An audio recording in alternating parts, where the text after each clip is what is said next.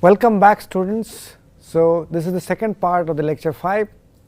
What I discussed was put together in this slide, which is the last slide in the previous part of the lecture.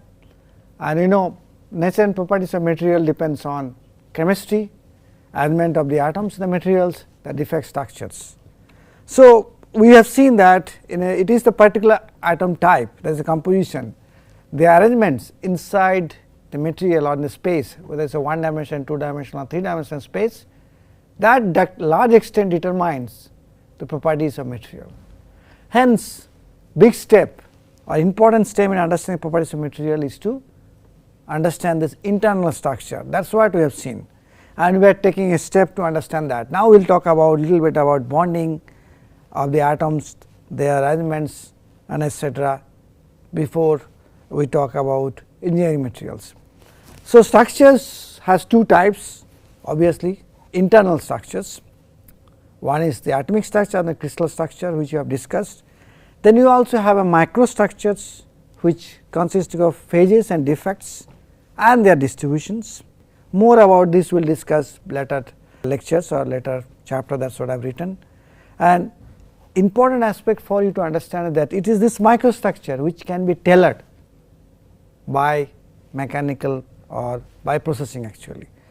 So, a typical component or any kind of device you can think of could be a hybrid with many materials and may have different kinds of microstructures.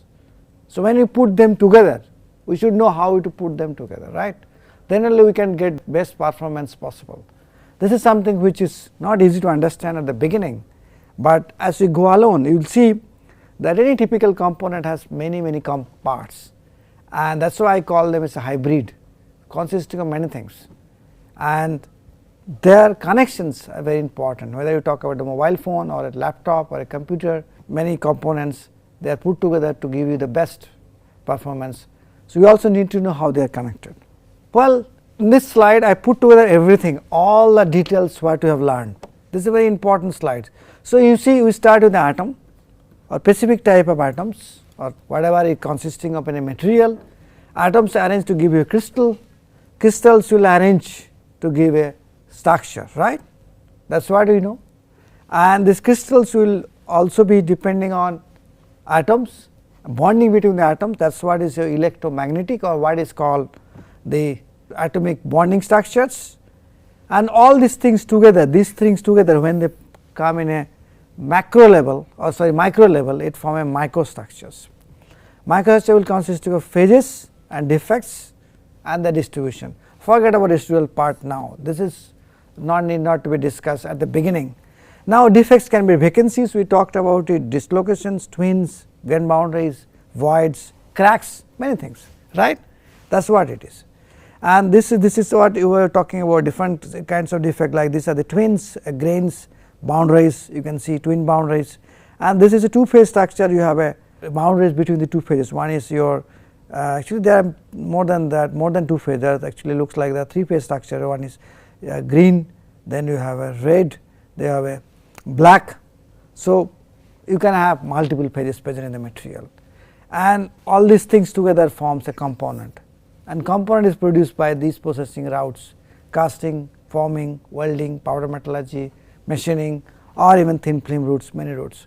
So, you can clearly see, if you want to understand these components, we need to start from atoms and slowly build these connections, and once we know each connections, then only we can predict the material properties. That is what it is.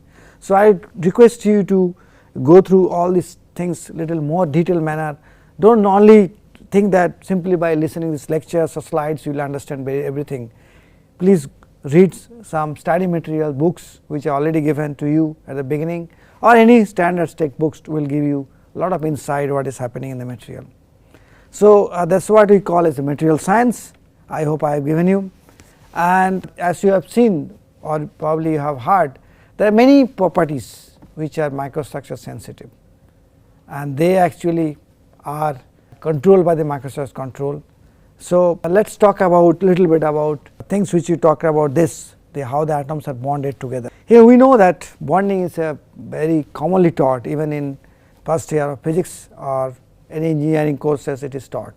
So, we have two types of bonds, strong interactions, weak interactions, right. Strong interaction leads to ionic bonds in which two different ions form, like a sodium chloride structure. You have a sodium ion formed by removing one electron, that is what is called Na plus, and then chlorine atom will receive that electron from a chlorine ion. By that way they can actually complete the octets, right, very simple, and then they can come together because they are all different charges, they can come very easily together, attract each other and form a bond, that is called ionic bond. This is a very strong bond actually, because bond is formed by two different ions. You can also have covalent bonds, like in case of silicon or in case of carbon. You know, carbon has 4 electrons in the outer cells. So, you can actually have sharing of electrons between the atoms and form a covalent type of bonds. And these bonds actually are very important in the sense that they are going to give you strength, like diamond has a strong covalent bonds, and these covalent bonds gives diamond one of the hardest material in the world. And third type of bond is called a metallic bond. In case of ionic bond, there is electron transfer, right, from sodium to chlorine. In case of covalent bond, there is no electron transfer, there is sharing of electron happen between the two atoms or two pieces basically. In metallic bonds, none of this happens. In metallic bonds, every atom donate outside electrons, and these electrons then can hover around to the whole material. They are free to move, that is why they are called electron cloud. And this electron cloud move inside the material depending on the charge availability, depending on the potential applied. So, therefore, metallic bond is basically nothing but these positive ions, as you have seen in the crystal structure, these are positive ions, and then you have what? You have this metallic electron cloud moving inside the material. So, this electron cloud is not confined to any atom, they are free to move anywhere, that is why it is called a metallic bonding. So, here bond is weak compared to covalent and ionic bonds, but since electron cloud is present, they can go anywhere and they can actually take the charge from one place to other place if you apply potential. That gives you electrical conductivity, thermal conductivity, many other important material properties. Then you can also have what is known as weak interactions. Weak interaction means the strength of these interactions are very weak. One is very important, one is called hydrogen bonds. You know, between two water molecules you can have hydrogen bonds possible. You probably have read about it. Okay, hydrogen bond is a very weak bond which can be broken very easily. You can also have van der Waals bonds. If you have pieces or molecules which have some charge differences, then it can also lead to a bond formation. These are called van der Waals forces, and these bonds can be easily broken. By breaking these bonds, you can actually form different kinds of material. In today's world, 2D materials are basically formed by breaking these kinds of weak bonds, like graphene is basically a single sheet of carbon formed from graphite by breaking the bonds between the two layers. That is what happens. So, these electronic interactions which leading to formation of different kinds of bonds in the materials has a profound influence on the properties, especially physical, mechanical and electronic properties.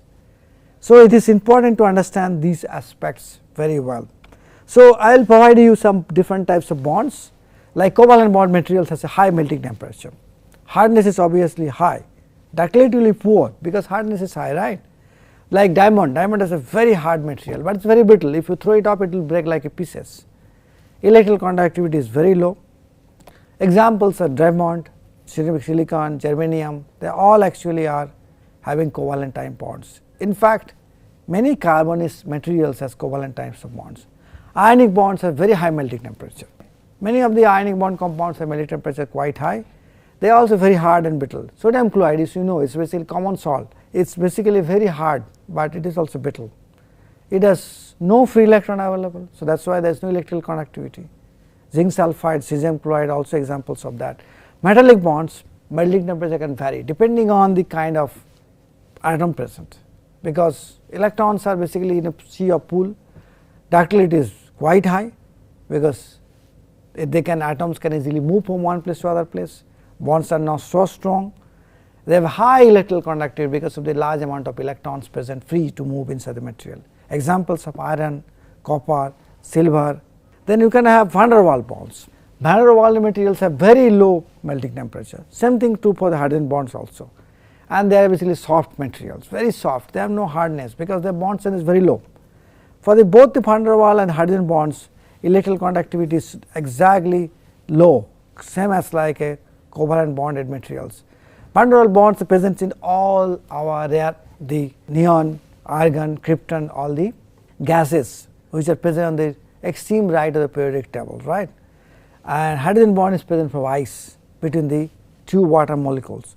So, you probably have understood by now the nature of bonding and the atomic structure, they play the crucial role in determination of these properties. Properties I am showing in front of you in this list, and both this nature of bonding and the atomic structures are results of what? Results of electronic interactions. So, we start from electrons, electron lead to bond formation between the atoms, then atoms arrange in a different way lead to crystals, crystal in a different way leads to microstructures, and that is how the whole structures can be built up. So, I will talk about this aspect little later. Material science relies on 4 important pillars. One is called electromagnetic structures, which you have seen, and then you have crystal structures or physical structures. Other than that, you also have to understand thermodynamics, how these structures are stabilized, what is the energetics of the structures, and similarly you have to understand how fast these structures can be transformed from the one to other, that is what determines the kinetics. So, these 4 pillars actually are very basic things of material science. Once you know these 4 pillars very well, you can actually design and develop new materials easily. So, I will not talk about much of this, but I will move forward and give you some perspectives of these aspects. So, we have talked about all kinds of structures, right. So, let me give you some glimpses of engineering materials which can be used for you like a standard to design a new material. So, as you have talked about it about materials, you have metals, ceramics and polymers. But since metals actually are large in numbers in the periodic table, we can combine them in one group, and everything else like ceramics, composite, polymers can be non-metals. That is what I see. And then metals can be subgrouped into 2 parts because of the wide use of ferrous.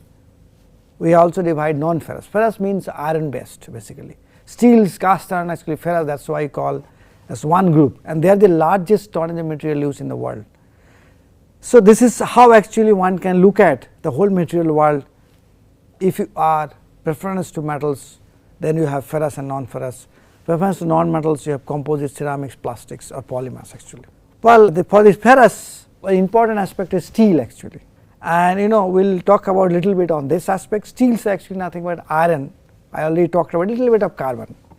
Carbon can be very small, vary from 0.02 to about 1%. 2% is extreme. We can talk about 2%, but we never have a steel with 2% weight percent of carbon.